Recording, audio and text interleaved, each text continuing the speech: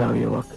प्रणाम ऋषिवर, मेरा नाम श्रवण है। श्रवण, मुझे प्यास लगी। मुनि श्रेष्ठ, आपके वस्त्र तो आपका परिचय देते हैं, परंतु आपके शस्त्रों से आपका परिचय समझ में नहीं आता। परंतु मेरा ये धनुष, मेरा परशु, ये तो मुझे मुनि सिद्ध नहीं कर। कुछ कुल का तो सिद्ध करते हैं। मेरा कर्म जाने बिना केवल मुझे देख कर ही तुमने मुझे उच्च कुल का सिद्ध कर दिया। आप अवश्य किसी श्रेष्ठ ऋषि की संतान हैं, परंतु मैं एक वैश्य मुनि और छोटी जाति की माता की संतान हूँ। श्रवण, मैं अपनी माता को छोटी जाति का कहते हुए लज्जा आनी चाहिए। माता तो माता होती है, व्यक्ति की पहचान उसके कर्म से होती है। श्रवण, जन्म से तो सभी शूद्र होते हैं। वायु हर श्रेणी के व्यक्ति को छू कर आती है और हर श्रेणी के लोग उसी वायु से अपनी श्वास भर लेते हैं। सूर्य की किरणें भी सभी के लिए समान होती है। श्रवण,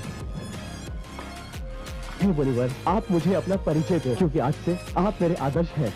ऋषि जमदग्नि और माता रेणुका का पुत्र परशुराम हूँ। धन से तो ब्राह्मण हूँ, किंतु कर्म से मुझे क्षत्रिय बनना पड़ा। भगवान परशुराम, अहोक भाग्य मेरे, जो मुझे आपसे दर्शन हुए। एक दिन स्वयं चलकर मेरे पास आ गया। मैं अपने अंधे माता पिता को तीर्थों की यात्रा कराने निकला हूँ। वो जो बैठे हैं मेरे माता पिता हैं। परंतु मुझे वहाँ कोई रथ या अन्य वाहन दिखाई नहीं दे रहा। श्रवण, मेरे पास रथ आदि साधन नहीं, किंतु माता पिता की इच्छा को पूरा करना हर संतान का धर्म भी है एवं कर्तव्य भी। इसलिए इन दोनों को कांधों पर उठाए तीर्थों की यात्रा करने निकला। श्रवण कुमार, तुम धन्य हो। तुम्हारे दर्शन करने के उपरांत अपने माता पिता का परम भक्त होने का मेरा अहंकार तो चूर चूर। आपका यश तो पूरे संसार में पूरे किरण की भांति फैल चुका है। अब चलिए, चलकर मेरे माता पिता को दर्शन देकर धन्य कीजिए। माता पिताश्री, भगवान परशुराम पधारे हैं। हे भगवान परशुराम, हमें अपने चरण छूने दीजिए। नहीं माता, चरण स्पर्श तो मुझे आपके करने चाहिए। हे माता, मैं आपके पुत्र से मिलकर धन्य हो गया। इस संसार में इससे अच्छा दृश्य और कोई हो ही नहीं सकता कि एक पुत्र के कंधों पर माता पिता तीर्थ यात्रा कर ले।